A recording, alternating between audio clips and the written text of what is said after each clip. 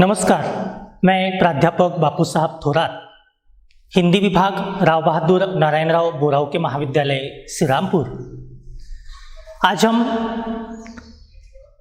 SY BA DSE 1A अर्थात काव्यशास्त्र इस विषय के अंतर्गत रस का स्वरूप और परिभाषाओं का अध्ययन करेंगे। 2020-21 से SY BA हिंदी पाठ्यक्रम की पुनर्रचना की गई है।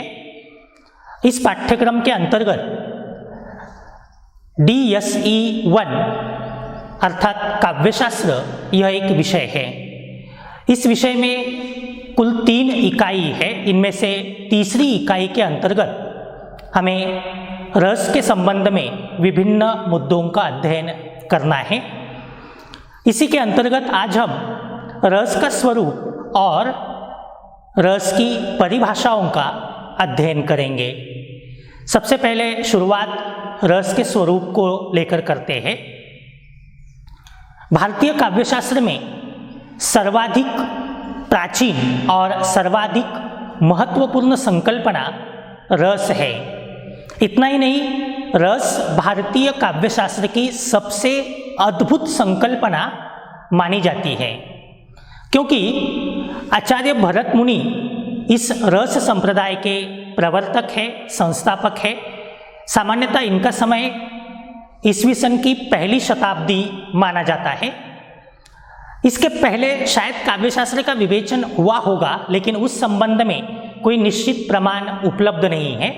यद्यपि स्वयं भरत मुनि ने अपने नाट्यशास्त्र इस ग्रंथ में अपने से पहले वाले आचार्यों के नामों का उल्लेख अवश्य किया है, लेकिन उनके कोई ग्रंथ उपलब्ध न होने के कारण आचार्य भरत मुनि को ही भारतीय काव्यशास्त्र का जनक या प्रवर्तक, प्रारंभकर्ता माना जाता है और उनके नाट्यशास्त्र इस ग्रंथ को भारतीय काव्यशास्त्र का पहला ग्रंथ माना गया है।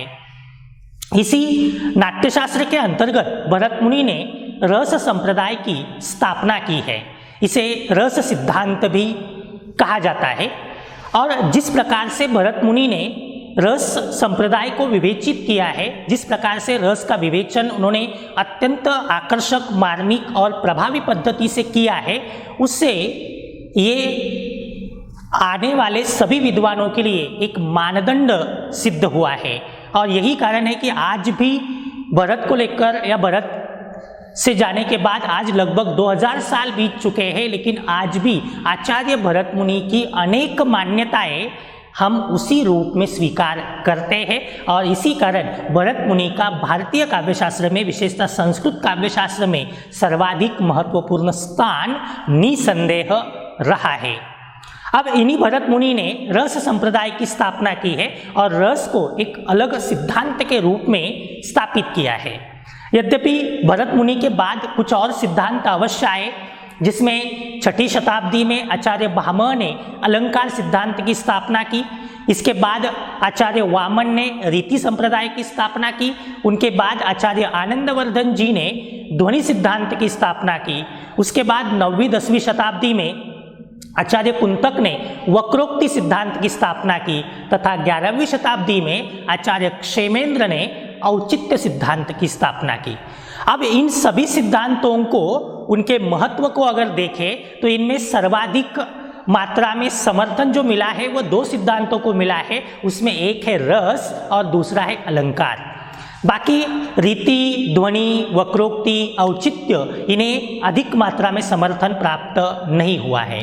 तो जिन तत्वों को लेकर भारतीय काव्यशास्त्र में विवेचन किया है, वे प्रमुख 2 तत्व अधिक मात्रा में रहे हैं। एक है रस और दूसरा है अलंकार। अर्थात इन्होंने एक दूसरे का विरोध किया। खास करके अलंकारवादियों ने रस का विरोध करते हुए अलंकार संप्रदाय की स्थापना करने का प्रयत्न जो है वह निसंदेह किया है। लेकिन रस की जो समन्वित मान्यता आचार्य भरत मुनि ने रखी थी, उसका विरोध वे नहीं कर पाए हैं।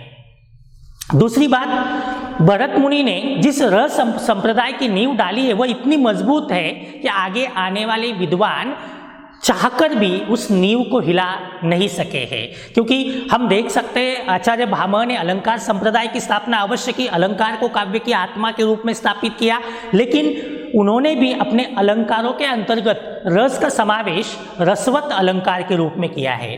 रीति, ध्वनि, इनमें भी प्रत्यक्ष अप्रत्यक्ष रूप से हमें रस का समावेश दिखाई देता है। इसका तात्पर्य यह है कि आने वाले सभी सिद्धांतों में कहीं न कहीं किसी न किसी रूप से रस का विवेचन हुआ ही है। इसका मतलब यह है कि रस को भारतीय काव्यशास्त्र में सर्वाधिक महत्व प्राप्त हुआ है।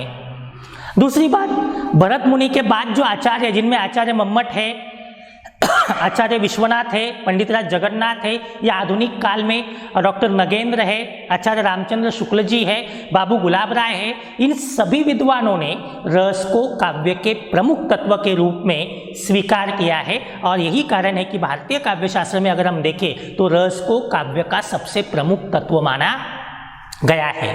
इसी को लेकर काव्य की परिभाषाएं भी दी गई है, जैसे कि आचार्य विश्वनाथ ने कहा है वाक्यम रसात्मकम काव्यम। वाक्यम रसात्मकम काव्यम अर्थात रसयुक्त वाक्य काव्य है। पंडित राज जगन्नाथ ने कहा है रमणीयार्थ प्रतिपादक शब्द काव्यम, अर्थात रमणीय अर्थ का प्रतिपादन करने वाले शब्द काव्य है। रमणीयता से भी तात्पर्य रस से ही है। तो लगभग सभी विद्वानों ने रस को काव्य में सर्वाधिक महत्व दिया है, और यही कारण है कि भारतीय काव्यशास्त्र में रस एक अत्यंत अद्भुत और महत्वपूर्ण संकल्पना रही है। अब हम रस शब्द के अर्थ को लेकर थोड़ा सा विचार करेंगे। सामान्य रूप से अगर देखा जाए तो सामान्य जीवन और जगत में या व्यवहार में रस शब्द का प्रयोग 4 अर्थों में किया जाता है। रस शब्द का प्रयोग 4 अर्थों में किया जाता है। पहला है पदार्थों का रस, अर्थात विभिन्न प्रकार के जो पदार्थ है, फल वगैरह है, इनको निचोड़कर जो निकाला जाता है वह है पदार्थ का रस। जैसे गन्ने का रस है, या अलग अलग फल, आम का रस है तो फलों का रस, या विभिन्न पदार्थों का रस जिन्हें निचोड़कर निकाला गया है वह है पदार्थ का रस। दूसरा है आयुर्वेद का रस। तो आयुर्वेद की जो विभिन्न औषधियाँ हैं इनका घोल बना के उनका काढ़ा बनाया जाता है, उसे कहते हैं आयुर्वेद का रस। तो इस व्यवहार में भी या इस अर्थ में भी रस शब्द का प्रयोग हुआ है। तीसरा है मोक्ष या भक्ति का रस। आध्यात्म के संदर्भ में ये रस माना जाता है, और वह भी एक अलौकिक रस है, मोक्ष प्राप्ति का रस हम जिसे कहते हैं। और ऐसा माना जाता है कि इस जीवन मरण के चक्र से मुक्ति प्राप्त करनी, तो मोक्ष प्राप्त करना है, इसके लिए भक्ति करनी है। और भक्ति में जो भक्त लीन हो जाते थे तो ऐसा माना जाता है कि उन्हें भक्ति रस की प्राप्ति हुई है, वह है भक्ति का रस। और चौथा अर्थ है साहित्य का रस। तो साहित्य से मिलने वाला जो रस है वह साहित्य का रस है। इस प्रकार से पदार्थ का रस, आयुर्वेद का रस, भक्ति रस या मोक्ष प्राप्ति का रस और साहित्य का रस, ऐसे 4 अर्थों में रस शब्द का प्रयोग जो है वह सामान्य व्यवहार में किया जाता है। लेकिन यहाँ एक काव्यशास्त्रीय तत्व के रूप में जब हम रस की बात करते हैं तो रस का संबंध है साहित्य के रस से। साहित्य का रस मतलब साहित्य में गद्य पद्य सभी का समावेश हम करेंगे, क्योंकि पहले यद्यपि काव्य शब्द गद्य पद्य के अर्थ में प्रयुक्त होता था, बाद में साहित्य शब्द आया, लेकिन काव्य और गद्य मतलब गद्य और पद्य दोनों के संदर्भ में शब्द प्रयोग किया जाता है। और सामान्यतः जो साहित्य पढ़ने के बाद या किसी साहित्य को सुनने के बाद या किसी नाट्य रचना को देखने के बाद जो एक विशिष्ट आनंद, जो एक अलौकिक आनंद या दिव्य आनंद हमें प्राप्त होता है, सामान्य अर्थों में उसे रस कहा गया है। इसका तात्पर्य है कि जब हम कोई कविता या कोई साहित्य पढ़ते हैं, कोई कविता या साहित्य सुनते हैं या कोई नाटक वगैरह देखते हैं, तो उससे हमें सहृदय को, रसिक को जो एक आनंद की प्राप्ति होती है, जो एक आनंद मिलता है, वह आनंद है साहित्य का रस। और इस रस को ही काव्य की आत्मा या काव्य का प्राण तत्व स्वीकार किया गया है, क्योंकि काव्य में सर्वाधिक महत्व इसी आनंद का है, अर्थात इसी रस का माना गया है। और इसी कारण रस को काव्य का सबसे प्रमुख तत्व या सबसे महत्वपूर्ण तत्व या काव्य की आत्मा कहा जाता है। अब हम थोड़ा सा रस शब्द को लेकर विचार करेंगे। तो रस शब्द का सर्वप्रथम प्रयोग हमें वैदिक साहित्य के अंतर्गत मिलता है। वैदिक साहित्य के अंतर्गत सबसे पहले 4 वेद आते हैं, ऋग्वेद, यजुर्वेद, अथर्ववेद, सामवेद। इनके बाद आरण्यक साहित्य, ब्राह्मण साहित्य, पुराण साहित्य, उपनिषद साहित्य आदि सब साहित्य आता है। लेकिन इनमें से जो वैदिक साहित्य है, जो मूल वेद है, इन वेदों में हमें रस शब्द का प्रयोग या रस शब्द का उल्लेख मिलता है। लेकिन वेदों में जो रस शब्द का प्रयोग किया गया है वह रस शब्द के सामान्य अर्थ में किया गया है, साहित्य के रस के अर्थ में नहीं किया गया है। संस्कृत में रस शब्द की उत्पत्ति के संबंध में कहा गया है या उस संबंध में एक विवेचन किया गया है। उनका कहना है रसस्यते स इति रसः, रसस्यते स इति रसः, अर्थात जिससे आस्वाद मिले वह रस है। अर्थात जिस वस्तु पदार्थ या जिस प्रसंग से आस्वाद मिलता है, आनंद मिलता है, उसे संस्कृत के अंतर्गत रस माना गया है। अब इस पर विचार करें तो ये थोड़ी सी व्यापक संकल्पना है। इसका संबंध केवल साहित्य से ही नहीं है, बल्कि आनंद देने वाली सभी घटनाओं से है, आनंद देने वाली सभी चीज़ों से है। तो इसी कारण एक व्यापक संकल्पना है। यही व्यापक संकल्पना भरत मुनि ने साहित्य के साथ संदर्भित की है और साहित्य के द्वारा जो एक विशिष्ट आनंद की प्राप्ति हमें होती है या सहृदय को होती है, उसे कहते हैं साहित्य का रस। लेकिन इसके लिए सहृदय होना जरूरी है। साहित्य में जो रसिक है उसे सहृदय शब्द का प्रयोग किया जाता है और साहित्य के संदर्भ में जो प्रमाता को या सहृदय को, रसिक को जो एक विशिष्ट आनंद की प्राप्ति होती है वह आनंद रस है माना गया है। इसी संदर्भ में आचार्य भरत मुनि ने कहा है नहीं रसाद्रुते कश्चिदर्थ प्रवर्तते, नहीं रसाद्रुते कश्चिदर्थ प्रवर्तते, अर्थात रस के बिना काव्य का कोई प्रयोजन नहीं होता। मतलब भरत मुनि का यह मानना था कि रस काव्य का मुख्य प्रयोजन है, मुख्य उद्देश्य है। रस के बिना काव्य का दूसरा कोई प्रयोजन नहीं माना जाता। अब रस को ईश्वर स्वरूप भी माना गया। कहा जाता है कि रसो वै सहा, अर्थात ईश्वर ही रस है या रस ही ईश्वर है। तो रस की इतनी महत्ता प्राचीन आचार्यों ने, संस्कृत आचार्यों ने अपने काव्यशास्त्र के भीतर स्वीकार की है। लेकिन सामान्य रूप से अगर हम विचार करें तो रस है क्या? तो किसी भी साहित्य रचना को, किसी भी साहित्य कृति को जब हम पढ़ते हैं, जब उसे सुनते हैं या जब उसकी नाट्य प्रस्तुति हम देखते हैं तो उसे एक अलग आनंद, उससे एक विशिष्ट आनंद हमें जो प्राप्त होता है उसे रस कहा जाता है। तो प्रश्न यहाँ ये उपस्थित होता है कि क्या रस उस आकृति में है या प्रमाता में है, रसिक में है या कहीं बाह्य है? इस संदर्भ में आचार्य भरत मुनि ने रस को रसिक के हृदय के अंतर्गत माना है, न कि कृति में माना है। मतलब उनका कहना है कि स्थायी भाव, विभाव, अनुभाव, इनका स्थायी भाव, विभाव, अनुभाव और व्यभिचारी भाव, इन चारों का संयोग हो जाता है। ये चारों एकत्र आ जाते हैं और इन चारों के संयोग से रस की निष्पत्ति होती है। लेकिन मूल रूप से जो रस की निष्पत्ति होती है वह स्थायी भाव से होती है। अब यह स्थायी भाव प्रमाता के हृदय में होता है, प्रमाता के अंदर होता है। वह कहीं बाह्य वस्तु नहीं है, वह अंदर की वस्तु है। बाह्य वस्तुएं या बाह्य घटक उन्हें केवल जगाने का काम करते हैं। सामान्य शब्दों में अगर कहें तो कोई भी भाव मनुष्य के मन में होता है। जैसे कि हम क्रोध का उदाहरण ले लेंगे, क्रोध हमारे मन में है लेकिन हम 24 घंटे क्रोध नहीं करते। लेकिन जब हमारे क्रोध का आलंबन, विभाव हमारे सामने आ जाता है तो हमारा क्रोध बाहर आता है। हम हास्य भाव जो है, हास जो है वह हमारे हृदय में है, लेकिन हम 24 घंटे हंसते नहीं है। लेकिन जब कोई हंसी मजाक का प्रसंग होता है, कोई विनोद निर्माण होता है या कोई हास्य का पात्र हमारे सामने आ जाता है तो हमारे हृदय की हंसी बाहर आती है। इसका मतलब जो स्थायी भाव है वह प्रमाता के हृदय में, प्रमाता के अंदर निद्रित अवस्था में रहते हैं। योग्य वातावरण आने के बाद वे बाहर आते हैं, अर्थात विभाव उन्हें जगाने का काम करते हैं और अनुभाव तथा संचारी भाव उन्हें पोषित करने का काम करते हैं। और अनुभाव, विभाव, संचारी भाव इनसे पोषित होकर, इनसे पुष्ट होकर स्थायी भाव मूलतः रस बन जाते हैं या मूलतः रस बनते हैं। तो रस एक अत्यंत व्यापक संकल्पना है, इसका अपना अलग महत्व है। अब इस संदर्भ में रस को लेकर अनेक विद्वानों ने उसकी व्यापकता, उसका महत्व आदि बताने का भी प्रयत्न किया है। इस संदर्भ में अनेक विद्वान रस के महत्व को व्यक्त करते हुए उसके संबंध में अलग अलग विचार व्यक्त करते हैं। इस संदर्भ में 2-3 विद्वानों के मतों को हम ले सकते हैं। एक है सबसे पहले आचार्य मम्मट। आचार्य मम्मट ने रस को अलौकिक, चमत्कारी और ब्रह्मानंद सहोदर कहा है। आचार्य मम्मट का कहना है कि रस अलौकिक है या चमत्कारी है या ब्रह्मानंद सहोदर है। तो दूसरी ओर आचार्य अभिनव गुप्त जी ने रस को अलौकिक माना है। तो तीसरी ओर आचार्य विश्वनाथ ने रस को आनंद स्वरूप माना है। मतलब रस को लेकर अनेक मत है, तो यही मत हम रस के स्वरूप को स्पष्ट करने हेतु देख सकते हैं। अब रस के स्वरूप के संबंध में हम एक 7 बातें यहाँ व्यक्त कर सकते हैं जो रस के स्वरूप को और अधिक स्पष्ट करती है। इनमें सबसे पहले है रस अखंड है। पहली बात है रस अखंड है।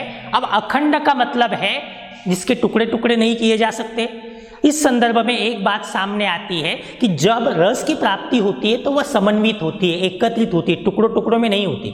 ऐसा नहीं होता कि चलो अब मुझे थोड़ा सा आनंद दे दो, थोड़ा मैं 2 घंटे बाद फिर दोबारा लूँगा, ऐसा नहीं। जो आनंद मिलता है वह एक साथ मिलता है, वो ऐसे टुकड़ों टुकड़ों में, खंड खंड में विभाजित करके नहीं मिलता। और दूसरी बात, स्थायी भाव, विभाव, अनुभाव और संचारी भाव, ये सब एकत्र आकर अखंड रूप से, समन्वित रूप से रस की निष्पत्ति कराते हैं, रस प्राप्त कराते हैं या आनंद दिलाते हैं। वे टुकड़ों टुकड़ों में नहीं है। इस कारण कहा गया है कि रस अखंड है। दूसरी बात है रस आस्वाद रूप है, अर्थात रस आस्वाद का विषय है। रस कहीं बाह्य दिखाई नहीं देता। रस का कोई भौतिक स्वरूप नहीं है कि आप आंखों से किसी रस को देख ले, ऐसा नहीं होता। रस ये अनुभव करने की, महसूस करने की चीज़ है। ये आनंद अंदर से महसूस होता है, आस्वाद अंदर से महसूस होता है। इस कारण रस को आस्वाद रूप कहा गया है। तीसरी बात है रस केवल सत्व गुण की अवस्था में प्राप्त होता है। जब तक रजोगुण या तमोगुण तिरोहित नहीं हो जाते, नष्ट नहीं हो जाते, तब तक रस की प्राप्ति नहीं होती। इसका तात्पर्य यह है कि रस हमेशा सत्व गुण की अवस्था में ही प्राप्त होता है, रज या तमोगुण में नहीं। क्योंकि अब किसी भी रस को अगर हम लेंगे, जब तक सहृदय के मन में, रसिक के मन में रज गुण या तमोगुण होगा, तब तक उसे शुद्ध आनंद की प्राप्ति नहीं होगी।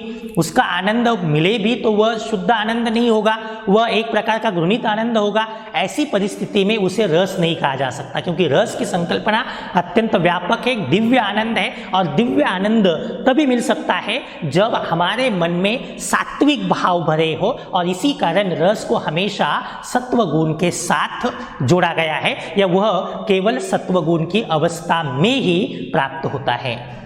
चौथा है रस स्वयं प्रकाश और चिन्मय है। इसके पीछे विद्वानों का मानना है कि रस ऐसी कोई निश्चित करके मिलने वाली चीज़ नहीं है, वो अपने आप प्राप्त होती है, वो अलौकिक है, अपने आप प्राप्त होती है, इसलिए उसे स्वयं प्रकाश कहा गया है। उसके लिए किसी दूसरी बाह्य चीज़ की आवश्यकता नहीं है। और वह चिन्मय का मतलब हम अखंडता से ले सकते हैं, तो वह अखंड है।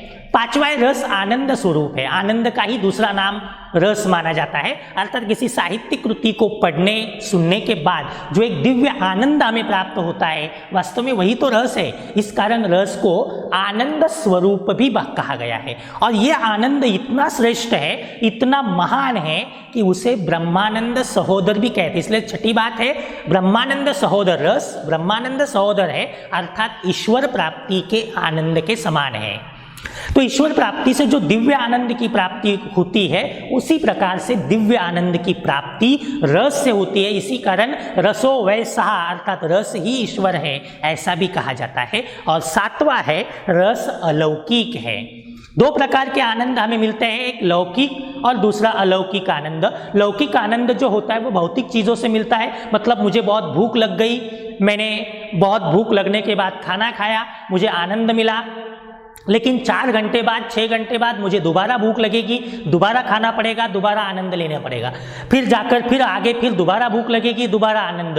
मतलब भौतिक चीज़ों से मिलने वाला जो आनंद है वह लौकिक आनंद है। वह कुछ समय तक टिकता है, फिर खत्म हो जाता है, दोबारा उसे प्राप्त करने की आवश्यकता पड़ती है। लेकिन रस से जो आनंद मिलता है वह एक बार मिल जाए तो खत्म नहीं होता, समाप्त नहीं होता, वह अलौकिक होता है और इसी कारण उसे ईश्वरीय आनंद या ब्रह्मानंद के समकक्ष भी कहा गया है। तो इस प्रकार से एक अलौकिक आनंद की प्राप्ति, एक अलग विशिष्ट आनंद की प्राप्ति, दिव्य आनंद की प्राप्ति जो है वह रस में अभिप्रेत मानी गई है। तो कुल मिलाकर रस अखंड है, रस अलौकिक है, रस आनंद स्वरूप है, रस सत्वगुण की अवस्था में प्राप्त होता है, रस ब्रह्मानंद सहोदर या ब्रह्मानंद के समान है, रस आस्वाद का भाग है। तो रस एक अत्यंत श्रेष्ठ संकल्पना है, रस अत्यंत महत्वपूर्ण है। इसी कारण भारतीय काव्यशास्त्र में रस को सर्वाधिक महत्व दिया गया है। तो ये हुआ रस का स्वरूप। अब थोड़ा सा हम विचार रस की परिभाषाओं पर करते हैं। अब जैसे कि हमने देखा भारतीय काव्यशास्त्र में सर्वाधिक चर्चित विषय, सर्वाधिक विवेचन का विषय निसंदेह रस रहा है। रस के अंतर्गत सभी विद्वानों ने रस के स्वरूप पर व्यापक मात्रा में विचार किया है, लेकिन रस की परिभाषाओं पर अधिक विद्वानों ने विचार नहीं किया है। यही कारण है कि भरत मुनि से लेकर आधुनिक डॉक्टर नगेंद्र बाबू गुलाबराय तक अनेक विद्वान रस के स्वरूप, रस के अन्य घटक, रस के अंग या विभिन्न रसों का परिचय, रस निष्पत्ति के विभिन्न आयाम, इनको लेकर व्यापक मात्रा में विचार विवेचन करते हैं, लेकिन रस की परिभाषा, ऐसी स्पष्ट परिभाषा किसी भी विद्वान ने नहीं दी है। यही कारण है कि रस के संबंध में कुछ विद्वानों ने जो मत व्यक्त किए हैं उन्हें ही हमें रस की परिभाषा के रूप में देखना पड़ता है। तो इसी प्रकार के कुछ 4-5 मत यहाँ हम रस की परिभाषा के रूप में देखेंगे। सबसे पहले संस्कृत व्याकरण की बात करते हैं। संस्कृत व्याकरण में कहा गया है कि रसस्यते सौ इति रसः, रसस्यते सौ इति रसः, अर्थात जिससे आस्वाद मिले वह रस है। तो संस्कृत व्याकरण में आस्वाद की कल्पना रस के पीछे रखी गई है। तो यहाँ आस्वाद से तात्पर्य रस के व्यापक स्वरूप से है, क्योंकि आस्वाद किसी भी प्रकार का हो सकता है। यहाँ केवल साहित्य के आस्वाद की बात नहीं है, यह आस्वाद किसी भी प्रकार का हो सकता है, इसलिए एक व्यापक परिभाषा हम इसे कह सकते हैं। दूसरा आचार्य भरत मुनि का मत है। आचार्य भरत मुनि ने कहा है कि नहीं रसादृते कश्चिदर्थ प्रवर्तते, अर्थात रस के बिना काव्य का कोई प्रयोजन नहीं है। तो यहाँ पर भी हम देख सकते हैं कि रस के स्वरूप को स्पष्ट नहीं किया गया है, या रस को लेकर रस की संकल्पना को व्यक्त नहीं किया गया है, बल्कि भरत मुनि ने रस के महत्व को व्यक्त किया है। इस कारण यह भी कोई स्पष्ट परिभाषा तो नहीं है, लेकिन रस के संदर्भ में या रस के महत्व को व्यक्त करने वाली आचार्य भरत मुनि की एक उक्ति अवश्य मानी जा सकती है। तीसरा, संस्कृत विद्वानों ने कुछ मत रखे। इसमें एक मत है आस्वाद्यते इति रसः, आस्वाद्यते इति रसः, अर्थात जिससे आस्वाद मिलता है या जो आस्वाद रूप है, जिसका आस्वादन सहृदय कर सकता है, वह रस है। मतलब सहृदय के द्वारा जो आस्वाद की वस्तु है वह रस है। अब यहाँ भी हमें रस का व्यापक स्वरूप देखने को मिलता है, क्योंकि आस्वाद का विषय साहित्य भी हो सकता है और अन्य बाहरी दूसरे आस्वाद के विषय भी हो सकते हैं। इस कारण ये भी एक व्यापक परिभाषा के रूप में हम इसे देख सकते हैं।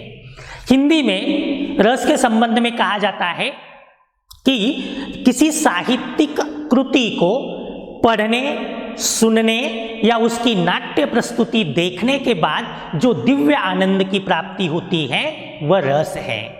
तो यहाँ रस की एक समन्वित परिभाषा हमें निश्चित प्राप्त होती है कि कोई भी साहित्यिक रचना जब हम पढ़ते हैं, जब उसे सुनते हैं या जब उसकी कोई नाट्य प्रस्तुति हम रंगमंच पर देखते हैं, तो उससे जो दिव्य आनंद सहृदय को, प्रमाता को प्राप्त होता है, उसे रस माना जाता है। ये कुछ मात्रा में रस की एक अच्छी परिभाषा मानी जा सकती है। इसके बाद आचार्य भरत मुनि ने रस की निष्पत्ति को लेकर एक सूत्र दिया है, उस सूत्र पर भी हम अंत में विचार करेंगे। भरत मुनि ने रस सूत्र के संदर्भ में कहा है कि विभावानुभाव व्यभिचारी संयोगाद्रस निष्पत्ति, विभावानुभाव व्यभिचारी संयोगाद्रस निष्पत्ति, अर्थात विभाव, अनुभाव और व्यभिचारी भाव, इनका स्थायी भावों के साथ संयोग हो जाने से रस की निष्पत्ति होती है। अब यहाँ रस निष्पत्ति की बात भरत मुनि करते हैं, न कि रस की परिभाषा देने का काम। हाँ, एक बात अवश्य है कि रस की निष्पत्ति, रस की प्राप्ति कैसे होती है, ये बात भरत मुनि ने यहाँ बहुत अच्छी तरीके से स्पष्ट की है। और उनका कहना है कि विभाव, अनुभाव और संचारी भाव, इनका स्थायी भावों के साथ संयोग हो जाता है और उनका स्थायी भावों के साथ संयोग हो जाने से रस की प्राप्ति होती है। और ये मत बहुतांश विद्वानों द्वारा मान्य रहा है। मतलब विभाव, अनुभाव, संचारी भाव और स्थायी भाव, इनको लेकर सभी विद्वान एक मत है। केवल आगे जाकर प्रश्न केवल यही उपस्थित रहा है कि संयोग और निष्पत्ति शब्द का अर्थ क्या है, और उस पर अलग अलग व्याख्याकारों ने अपना अपना विवेचन देने का प्रयत्न आगे जाकर किया है। लेकिन एक बात निश्चित है कि स्थायी भाव जो प्रमाता में होते हैं, सहृदय में अंदर स्थित होते हैं, ये अंतकरण की जो मनोविकार है वह बाहर आते हैं और उन्हें बाहर लाने का काम विभाव करते हैं और उन्हें पोषित करने का काम संचारी भाव तथा अनुभाव करते हैं। और इन सब से मिलकर स्थायी भाव ही बाहर आकर मूलतः रस बनते हैं। तो इस प्रकार से हम देख सकते हैं रस भारतीय काव्यशास्त्र की एक अत्यंत प्राचीन, एक अत्यंत समन्वित और एक अत्यंत अद्भुत संकल्पना रही है, जिसका विवेचन भारतीय काव्यशास्त्र में अत्यंत व्यापक रूप से और मार्मिकता के साथ किया गया है। तो इस प्रकार से रस का स्वरूप और रस की परिभाषा है। आशा है आपकी समझ में आई होगी। धन्यवाद।